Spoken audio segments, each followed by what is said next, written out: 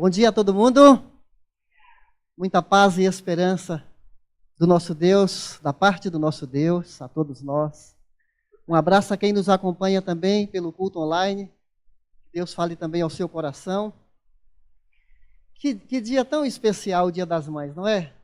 É um dia, tem algo diferenciado, mas não esquece que tem Dia dos Pais também. Porque a gente também faz parte do pacote.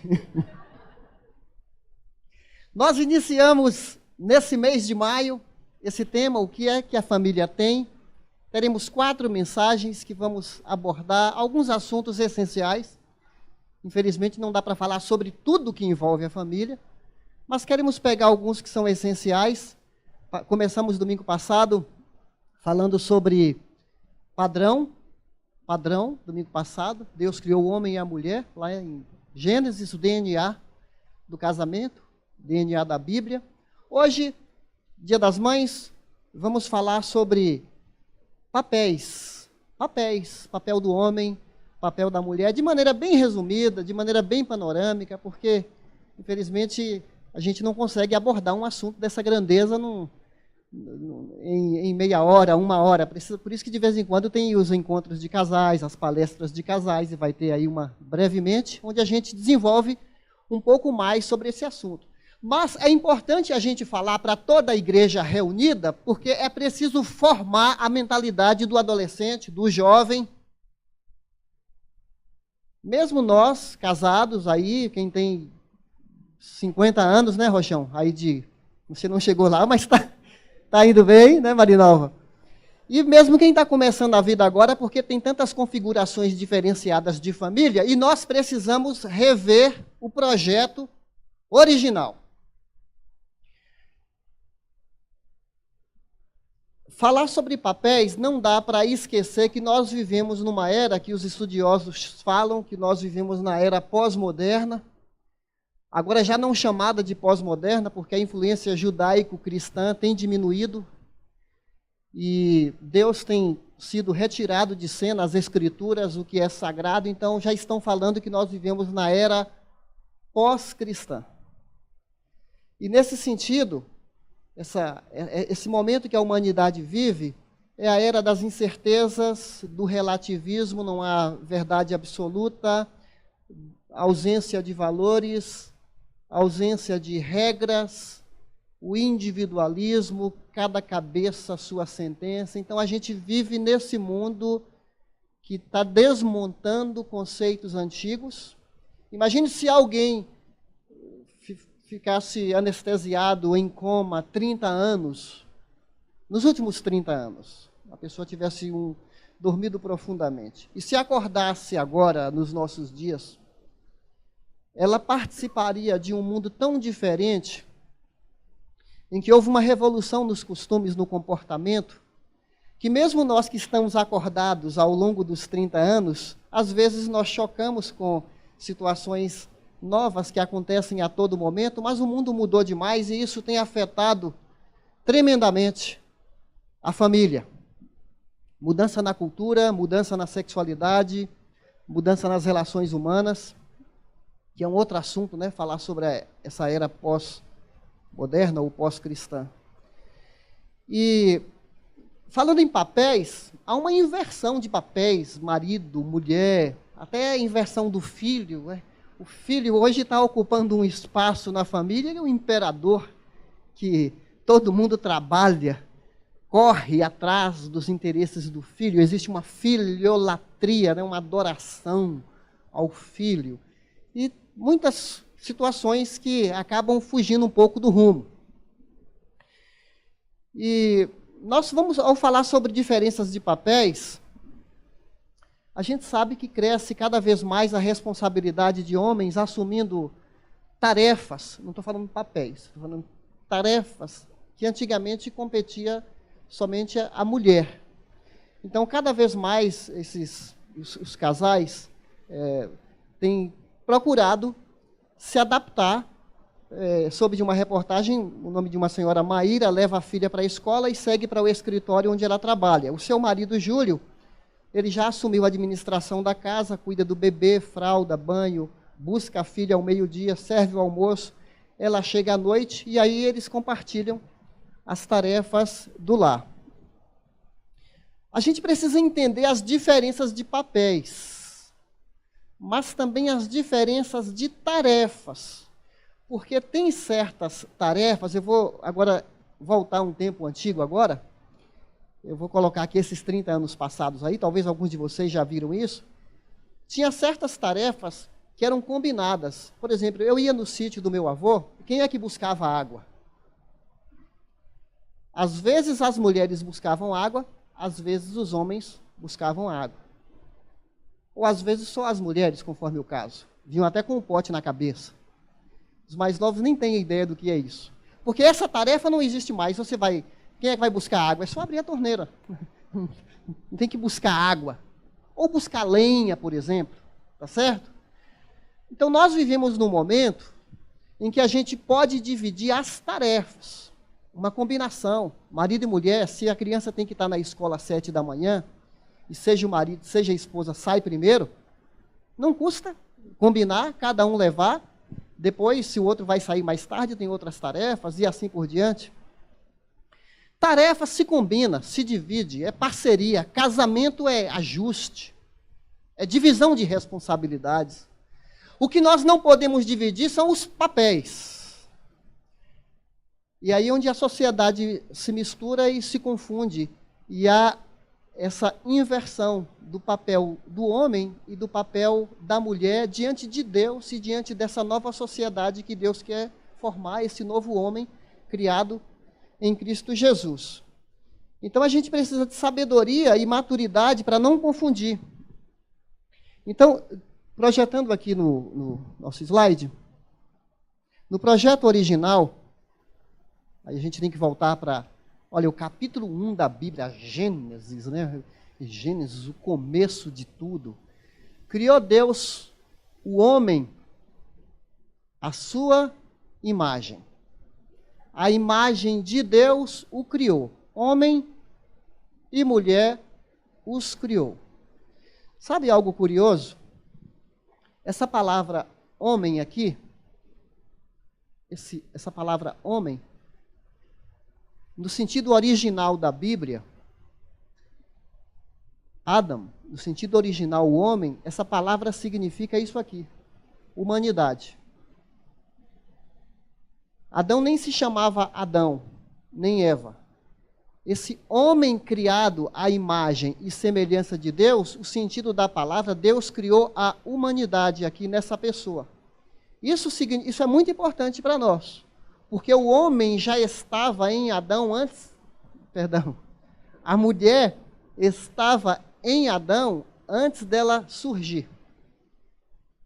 Então, Deus criou esse homem e a mulher, e por muitos anos pensava-se que o homem foi criado como se o homem tivesse um status superior à mulher, como se a mulher fosse no sentido da criação, sendo que Gálatas vai falar que nem o homem nem a mulher, ninguém é superior ou inferior, todos são pecadores, todos são carentes, todos precisam do mesmo Salvador. Mas aqui fala que Deus criou seres humanos. Na semana passada, quem participou aqui, ouviu o pastor Paulo explicar muito bem que há características de Deus no homem e há características de Deus na mulher. E quando eles têm uma sinergia, a parceria, o casamento, assumem essa vocação do casamento, eles sinalizam a imagem e semelhança de Deus de uma maneira mais completa, refletem o caráter de Deus. Então, isso aqui é importante para nós, porque há certas diferenças entre o homem e a mulher, e Deus não nos criou para nós competirmos, mas para nós sermos parceiros. Olha só, temos muitas diferenças. De certa maneira, o homem tem certas incompatibilidades com a mulher. Aparentemente. Mas essas diferenças são para somadas se ajudarem, ajudar o casal a cumprir a missão do casal. Nós temos diferenças, por exemplo, emocionalmente, fisicamente, sexualmente. Conta-se que o homem tem um olhar mais fixo, cilíndrico. O homem, ele olha de uma maneira mais seletiva. Já quando ele empunhava um arco e uma flecha, ou uma arma de fogo, o homem tem um olhar de mira. A mulher tem uma visão panorâmica. A mulher chega assim numa festa, ela está conversando com você, mas ela sabe se tem alguém que está vestida igual a ela. Só pelo canto aqui do olho.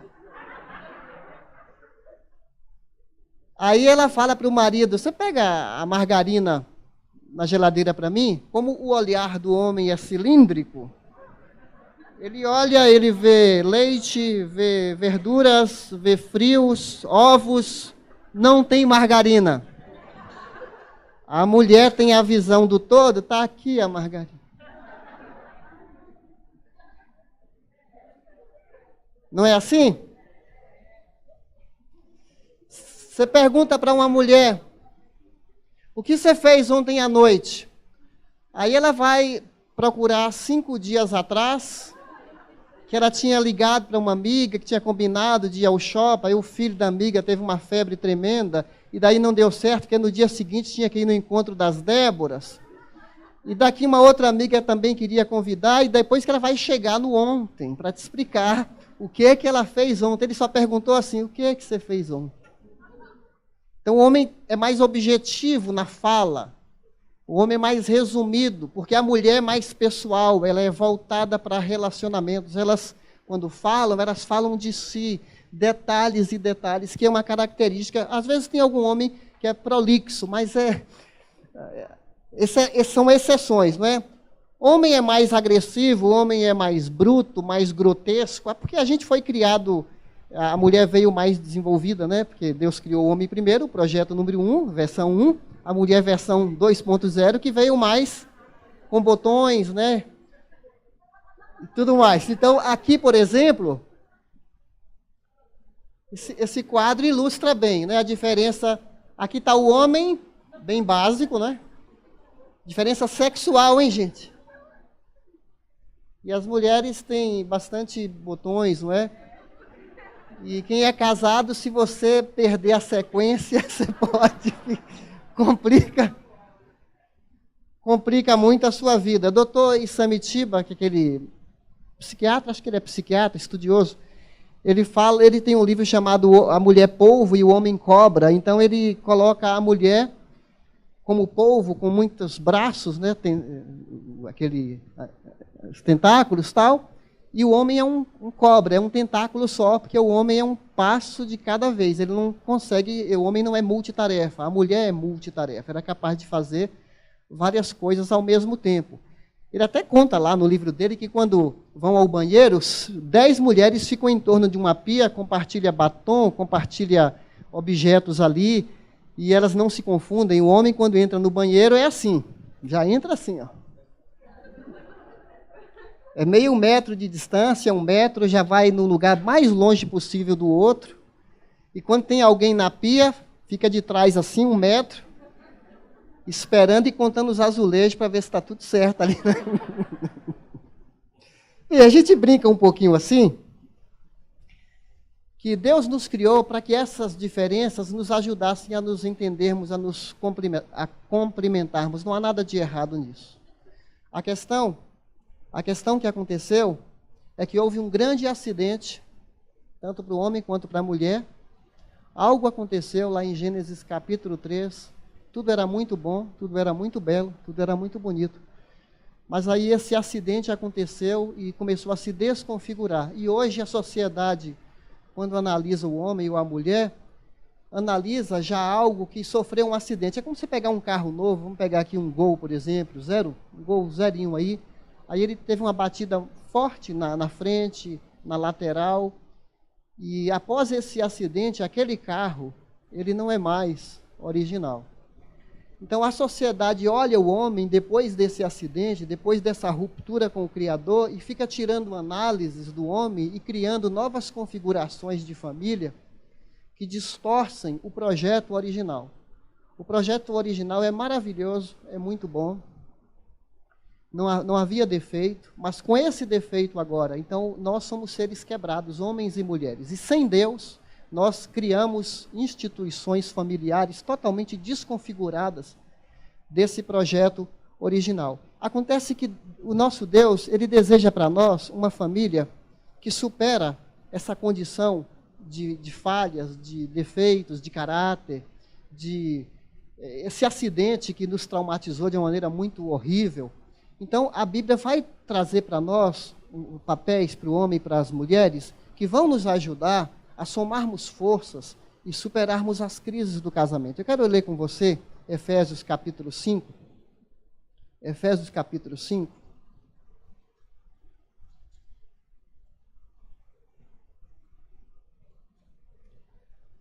(22) em diante.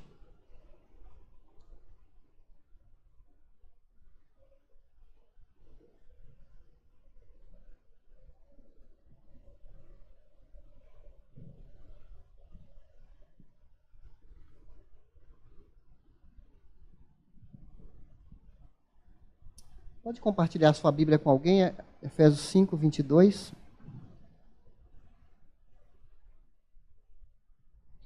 Mulheres, falando para as damas, sujeite-se, cada uma a seu marido, como ao Senhor, pois o marido é o cabeça da mulher, como também Cristo é o cabeça da igreja, que é o seu corpo, do qual ele é o Salvador. Assim como a igreja está sujeita a Cristo, também as mulheres estejam em tudo sujeitas a seus maridos. Maridos, ame cada um a sua mulher, assim como Cristo amou a igreja e entregou-se por ela, para santificá-la, tendo-a purificado pelo lavar da água, mediante a palavra, e para apresentá-la a si mesmo como igreja gloriosa, sem mancha, nem ruga, ou coisa semelhante, mas santa e inculpável. Da mesma forma, os maridos devem amar cada um a sua mulher como a seu próprio corpo. Quem ama a sua mulher, ama a si mesmo. Além do mais, ninguém jamais odiou seu próprio corpo, antes o alimenta e dele cuida, como também Cristo faz com a igreja, pois somos membros do seu corpo. Por essa razão, o homem deixará pai e mãe e se unirá à sua mulher, e os dois se tornarão uma só carne. Este é um mistério profundo. Refiro-me, porém, a Cristo e à igreja. Portanto, cada um de vocês também ame a sua mulher como a você mesmo, e a mulher trate o marido com todo o respeito. Depois da queda do homem, ao invés do homem ser um protetor, um guardador, um cuidador, responsável pela mulher, o efeito desse acidente, desse estrago, foi tão forte que o homem começou a dominar, a abusar da sua autoridade, a ser um tipo de ditador, a oprimir. E a mulher, por outro lado, ela começou a manipular, ela começou a querer entrar numa guerra com o homem, e essa guerra é fruto dessa ruptura, desse distanciamento de Deus. Nós estamos falando aqui de um capítulo da Bíblia, Efésios capítulo 5, em que tem papéis diferentes para homem e para mulher, e eles são inegociáveis. Agora, isso aqui não é um padrão para quem não é cristão. Esse padrão aqui é para um novo homem de Efésios capítulo 4, uma nova mulher, que foi tirado, que ele está num processo de tirar os velhos hábitos, a velha vida, a velha natureza, e agora ele se torna um novo homem em Cristo. Como essa mulher também, que antes,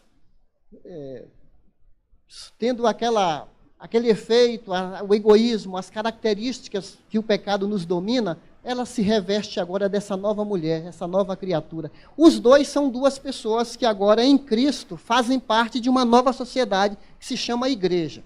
Então, esse padrão aqui é um padrão para quem já passou por uma transformação no coração. E aqui, para papel da mulher, aí só eu coloquei em forma de acróstico, senhora, porque é S de submissão, respeito ao marido, e auxiliadora do seu marido.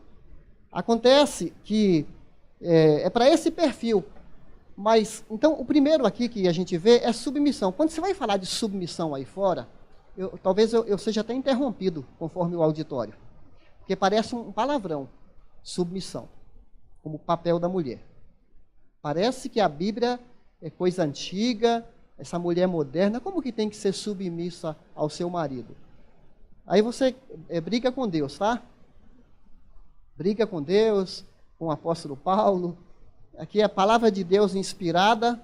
E vamos entender o contexto aqui, que antes de falar para a mulher ser submissa, no versículo 22, no 21, fala o que aí? Olha o 21 que está no contexto antes do que nós lemos. O que diz aí? Sujeitem-se uns aos outros por temor a Cristo. E algumas Bíblias dividem, mas esse texto aqui faz parte do mesmo bloco, está ligado o 21 com o 22. Então, o marido também se submete à esposa. As mulheres estão mais aliviadas agora? Eu já contei aqui, às vezes de manhã eu vou escolher uma roupa e eu estou lá pegando uma camisa e aquelas que eu mais gosto, aí quando eu olho de lado a fiscalização está perto ali. E às vezes manda tirar na hora e não obedece não. Eu estou dando um pequeno exemplo aqui. Há momentos que eu me submeto aos meus filhos, quando de repente a ideia de um deles é melhor do que a minha. E tenho que repensar, pedir perdão, faz parte. Eu ganho até autoridade quando eu me coloco no meu lugar, quando eu estou errado. Tá certo? Então, essa palavra submissão, às vezes mal entendida, isso é para o bem da mulher. Porque essa palavra submissão, ela está alinhada. Submissão é que o marido tem uma missão.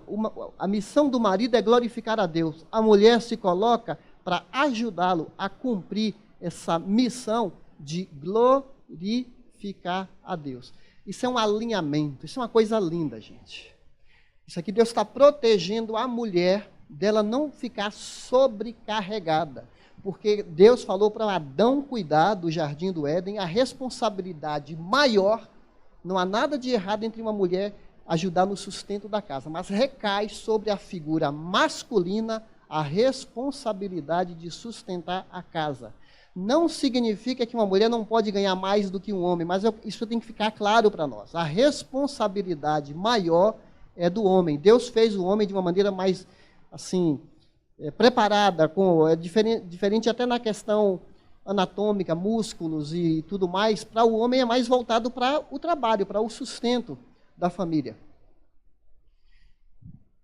Então, essa palavra submissão é estar debaixo de uma missão. A submissão não anula a mulher, não rebaixa a mulher, ela deve ser submissa em tudo que não contraria as Escrituras. Marido nenhum pode pedir para a esposa qualquer situação que contraria a autoridade das Escrituras de Deus. Deus é superior ao seu marido, ele não tem o direito de exigir da esposa nada que contraria as Escrituras, porque mais importa obedecer a Deus em certas situações do que ao marido. Então é uma questão de responsabilidade. 5:24 fala isso. Assim como a igreja está sujeita a Cristo, as mulheres estejam em tudo sujeitas a seus maridos. Cristo não vai pedir algo para a igreja que a prejudique. E é bom nós maridos sabermos disso, tá certo? Jesus não envergonha a igreja.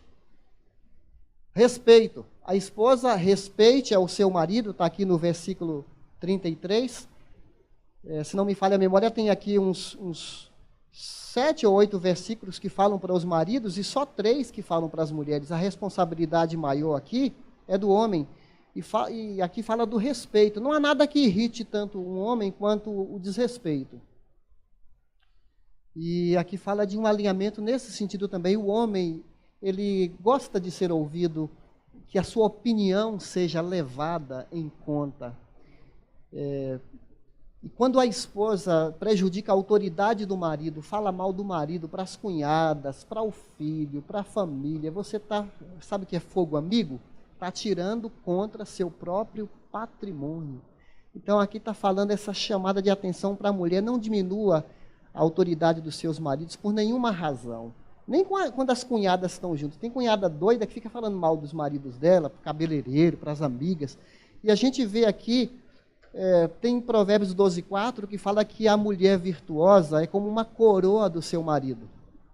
Tem a mulher coroa e a mulher câncer. No mesmo versículo, a mulher que envergonha seu marido é como câncer, que vai sugando as energias dele. Então, a Bíblia exalta esse perfil de mulher que embeleza, que eleva a autoridade do seu marido, que o respeita. E continuando, essa palavra aqui não está, auxiliar, não está nesse texto aqui. Mas está em Gênesis capítulo 2, então eu coloquei a parte aqui, o termo auxiliar no mundo bíblico. Deus falou, vou criar uma auxiliadora idônea. Não uma auxiliadora medonha, mas idônea. Essa palavra auxiliadora refere-se a Deus. Deus é o meu auxílio, Salmo 46, versículo 1. Olha que palavra linda. Refere-se a Deus, o mesmo termo, a mulher auxiliadora, refere-se a Deus como nosso auxílio, presente em vários salmos. E no Novo Testamento, refere-se ao Espírito Santo. O pastor Paulo explicou isso domingo passado. A palavra auxiliadora traduzida no Novo Testamento para paracletos, que significa confortadora, auxiliadora, companheira que veio para estar do lado do marido. Então a missão do homem é comparável à missão de Cristo, a missão da mulher é altamente comparável à missão do Espírito Santo. Olha que proteção para o homem e para a mulher quando há essa sinergia. E o papel do marido? Eu estou falando de maneira bem rápida aqui, e deixa eu dizer uma coisa aqui para nós, para isso aqui não ficar parecendo códigos, regras morais. Nós somos incapazes de estarmos dentro desse padrão. Isso aqui é viabilizado, sabe como? No mesmo capítulo de Efésios que a gente está lendo, Efésios capítulo 5, tanto o papel do marido como o papel da esposa, 5,18, o que fala lá?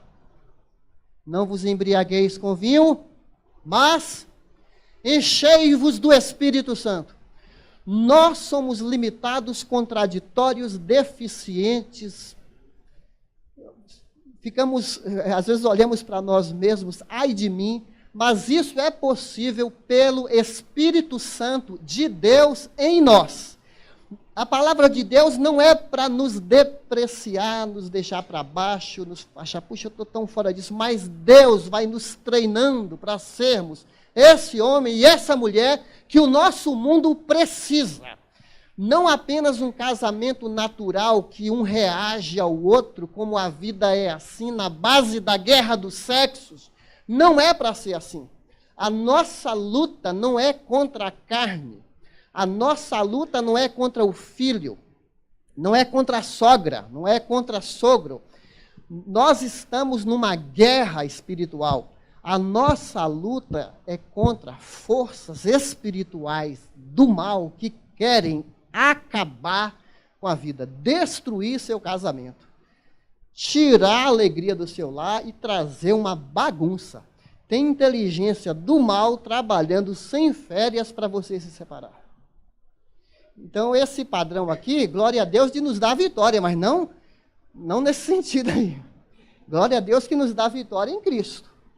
E outra coisa, aqui fala para o marido 3 vezes, ame sua esposa, ame a sua esposa. Amar não é sentimento. Amar é decisão. É exercício da vontade. Porque há casais falando o amor acabou.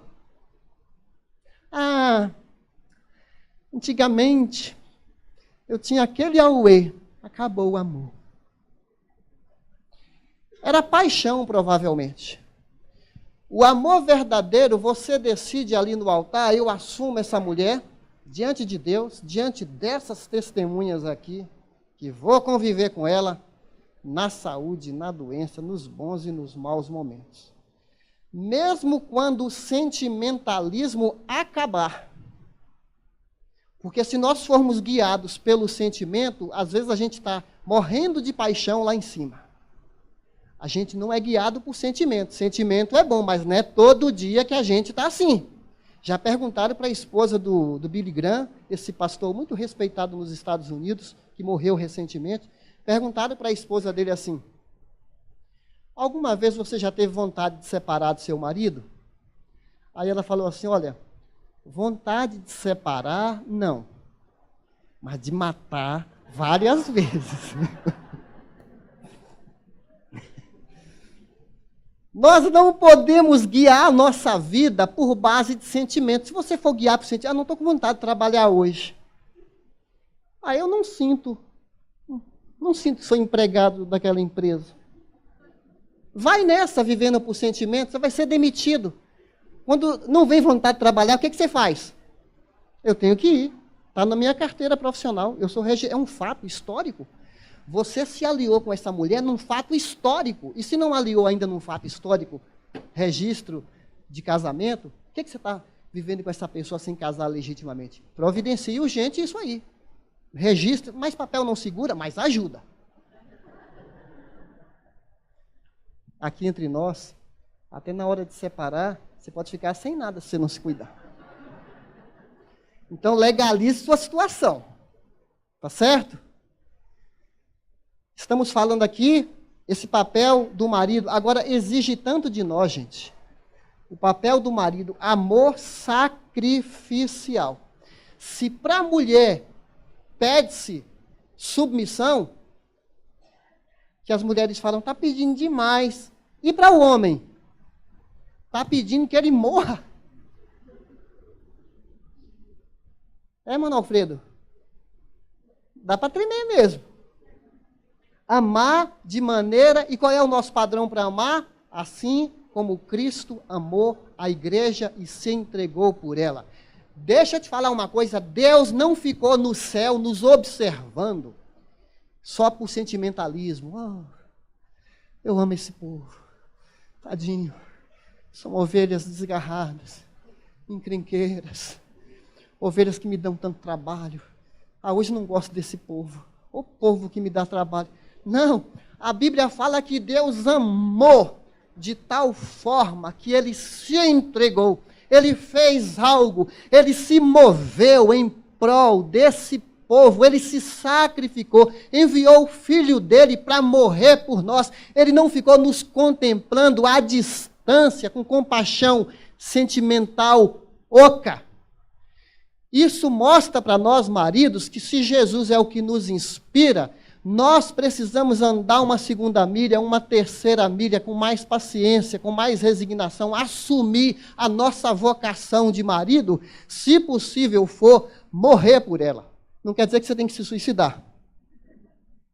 Mas se o ponto é esse, está disposto para fazer de tudo, porque Jesus falou, eu não vim para ser servido. Eu vim para servir. Então, se você é um maridossauro, que vem para casa achando que quer ser servido, que senta no sofá e fica no controle, e fica mandando e querendo as coisas, você vai estar ficando velho sauro, porque o marido novo é um parceiro, é um camarada que pensa no outro, que serve, que se sacrifica. E eu tenho que, vamos continuando. É um amor santificador que aparece no versículo 6. Esse marido santifica. E a palavra usada aqui para santificar, antigamente no Antigo Testamento pegavam certos vasos e consagravam no templo. Eram vasos comuns. Aí consagrava no templo de Jerusalém para uso, para alguma finalidade.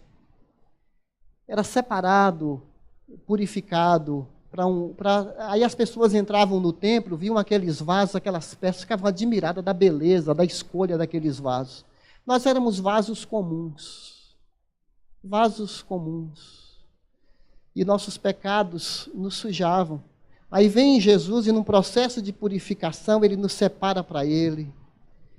Ele nos consagra para Ele, perdoa nossos pecados, purifica nossas vidas e vai nos consagrando. E na eternidade nós vamos ser exibidos como troféus consagrados, separados de algo novo que Ele fez em nossa vida. Então aqui fala desse marido que procura santificar, ele assume a responsabilidade de santificar a sua família, ele é um líder espiritual. Aqui fala no versículo 26 e 27, para santificá-la, purificando pelo lavar da água. Isso aqui é símbolo da Bíblia, mediante a palavra, para apresentá-la a si mesmo como igreja gloriosa. Jesus investe na igreja e o marido continua investindo no relacionamento. Não é só aquele garotão que no começo se veste bem, coloca perfume, está sempre bem cuidadoso. Aqui fala que Jesus continua cuidando da igreja e nós continuamos cativando o outro no nosso casamento. E a responsabilidade de colocar a espiritualidade da família em dia é do marido. Chamar para estudar a Bíblia, chamar para ir para a igreja, chamar os filhos para orar, é responsabilidade nossa. Não há nada de errado da mulher lembrar, participar, mas primeiro é o homem. A responsabilidade é para ele. E por último, é um amor sustentador. Amor protetor, porque fala aqui no versículo 28, os maridos devem amar cada um a sua mulher como seu próprio corpo. Quem ama a sua mulher, ama a si mesmo. É uma responsabilidade nossa, de marido, de cuidar. Tem esse pensamento aqui do Hernandes Dias Lopes: se amar a esposa é amar a si mesmo, ferir a esposa é ferir a si mesmo. Marido e mulher são uma só carne. Promover um é promover o outro. Machucar um é atingir o outro. Quando nós batemos boca, atritamos, humilhamos, que infelizmente o pecado, ao invés de nos usar nossas diferenças para nos complementar, infelizmente para machucar, e não é para ser assim. Daí existe o perdão, daí existe admitir, tirar o egoísmo, falar: Senhor, me ajude a ser um homem segundo o teu coração. Uma mulher falar: Senhor, ajuda-me a ser uma mulher sábia. A mulher sábia edifica, constrói, ajuda a sua casa através da atitude de uma mulher temente a Deus no coração, que isso é precioso diante de Deus, e não de ficar nas rivalidades. Então, concluindo, a esposa não é capaz de mudar o marido. Somente Deus pode mudá-lo. E Ele o faz através de uma esposa submissa. Lembrar bem disso, gente. O marido não é capaz de mudar a esposa. Somente Deus pode mudá-la.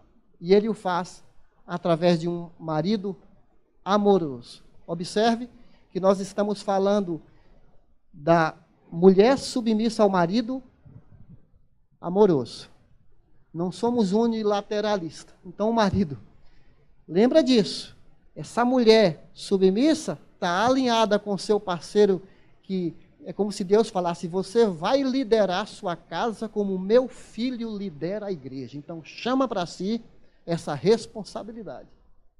E Jesus é o nosso inspirador. Ele é a fonte. Por último, ninguém muda ninguém. Somente Deus transforma as pessoas através do Espírito Santo. E Ele só o faz quando as pessoas querem. Se a pessoa não quer, mas nem Deus. Por último, gente, eu vou fazer uma conexão aqui do que nós ouvimos com a ceia do Senhor. É um dia muito especial. Segundo domingo do mês, a gente celebra a morte e a ressurreição de Jesus em nosso lugar. Eu quero só fazer aqui um breve retrospecto aqui do que nós falamos até agora. No início, quando Deus nos criou, originalmente Deus fazia parte da nossa vida, né? Deus, fonte do homem e da mulher. Estava tudo muito bem, tudo maravilhoso no Jardim do Éden, mas infelizmente houve a ruptura, o pecado nos separou de Deus, estamos distanciados dele por causa da queda, criou um abismo, os nossos pecados fazem uma grande divisão entre nós e o nosso Deus. E aí nós temos um pouco dos efeitos no meio ambiente, a morte, a tragédia, a fome, a miséria, a maldade humana, em todos os sentidos, continua em volta, e o relacionamento do homem com Deus está quebrado. Quebrado com Deus, e quebrado também uma inimizade, uma guerra dos sexos. Lembra que a mulher acusou Adão? Foi você, aquela briga que até hoje continua, não assumem? Tudo isso deixou o nosso mundo muito feio, muito estranho do projeto original. Mas veio Jesus, e aqui a gente fala da ceia. Através da ceia, Jesus, ele veio para nos unir, nos religar, nos conectar novamente com Deus. Através da fé, Deus nos retoma ao projeto original, mesmo que o meio ambiente continue bagunçado, é uma questão de tempo. Um dia nós vamos voltar, novos céus e nova terra. Amém por isso? Novos céus. Então vamos aguentar firme. E enquanto ele não vem, ou enquanto nós não morremos, é possível agora, homem e mulher, terem Deus como centro, sustentador do lar, e ter essa interação onde Deus é a pessoa mais importante da nossa casa e da nossa família. Isso aqui eu já falei em encontros de casais, eu quero recordar para alguns. Quanto mais o homem se aproxima de Deus, a mulher se aproxima de Deus, mais um se aproxima do outro. Tá certo? Quanto mais o homem se aproxima de Deus, a mulher se aproxima de Deus, eles se aproximam um do outro. Essa é a verdadeira intimidade, não só física, mas espiritual, que não é só questão de romantismo, é questão de matemática também. Tá certo? O contrário também. Quanto mais um homem começa a se afastar de Deus, ele vai se afastar da esposa. Infelizmente, é um perigo isso aqui. O esfriamento não começa na separação. Quando há uma ruptura do casal, é porque já vinha as relações se fragilizando à medida que o tempo passa. Então a gente não deve demorar em tratar de questões do coração quando começa a ter um esfriamento. Não deixa isso acontecer. E aquilo que nós cantamos, eu e minha casa serviremos ao Senhor. Sabe, quando Adão estava anestesiado para passar por uma cirurgia, praticamente ele morreu. O cirurgião divino fez um corte na lateral do Adão. A Bíblia não fala isso, eu vou especular que talvez tenha sangrado para Eva nascer. Tá certo? É provável que Adão tenha se sangrado. Quando Jesus estava na cruz, ele começou um processo de sangria, de sangramento, e a sua lateral foi perfurada para se constatar que, de fato, ele estava morto. Para que a igreja nascesse, para que Eva nascesse, Adão quase morreu. Mas para a igreja nascer, Jesus morreu de fato. Ele derramou sangue para ter um novo povo, um povo diferenciado, que ele comprou, ele pagou. E ele falou que fez uma aliança com esse povo, que é uma aliança de sangue. Maridos falham, infelizmente, decepcionam. Às vezes a esposa também. Mas se tem uma coisa se tem alguém que não nos decepciona, é Jesus Cristo. Com a fidelidade dele, a gente pode ficar seguro. Porque ele não falha, ele está aguardando essa esposa que ele pagou caro por ela. E ele está fazendo de tudo para se encontrar conosco novamente. Então nós vamos celebrar esse noivo, esse marido, essa pessoa maravilhosa que é o nosso Salvador. Então nós vamos orar agradecendo pela ceia. Senhor, muito obrigado por essa oportunidade de podermos celebrar nesse dia a ceia do Senhor, onde fala também de um grande amor sacrificial de Jesus a nosso favor. Nós somos indignos, não merecemos a vida eterna, não é pelo nosso esforço, é somente pela obra de Jesus na cruz, a nosso favor, em nosso lugar. Jesus, ao olharmos agora para a ceia e participarmos desse momento, nós te louvamos, agradecidos, porque que amor extravagante é esse, que preço tão caro que foi pago para nos comprar. E obrigado também pelo teu perdão, pela reconciliação com o Senhor, que nos permite reconciliar também marido e esposa e vivermos em amor, em novidade de vida, dentro de um novo parâmetro para a família que o Senhor nos deixou na tua palavra.